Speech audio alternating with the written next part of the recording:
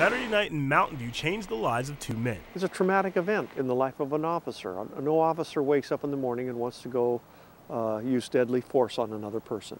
We're dedicated to saving life. That's what we try to do. 26-year-old Anchorage police officer Boaz Johnson was the first to arrive on the 700 block of North Bund Street. Police say witnesses saw 26-year-old Shane Tossi approach Johnson with what's being described as a stick. This was a stick.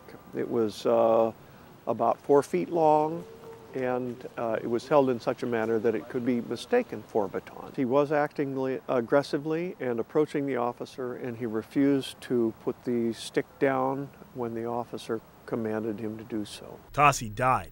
Now, members of the community are asking why other methods weren't used. We cannot hide behind closet and trying to explain to a mom with an unborn child and young kids what really happened with a broomstick to their dad and the husband. So who is Officer Johnson? He's been with APD nearly 5 years. According to those who knew him, Johnson went to Bartlett High School, where he was an honor student and a star football player. His former coach says he's an all-around outstanding person. Yeah, I would imagine as a police officer, he would do exactly the same way he did as a student, exactly the same way as he did as a football player. He'd follow the rules and do what he thought was right and do the best he could in any situation. The Boaz that I would have talked to yesterday is the same guy I would have talked to as an eighth grader coming into Bartlett. He's just always been really steady and all that, and I'm sad he's having to go through this. According to the head of the police union, Johnson was faced with a situation in which he had to protect others and himself. If there's an immediate threat to the public, the officer is likely to start trying to deal with the situation without backup. Whether an officer uses deadly force depends on a number of factors: how far away the suspect is, whether he or she is armed, and whether others are at risk. Unfortunately for some people,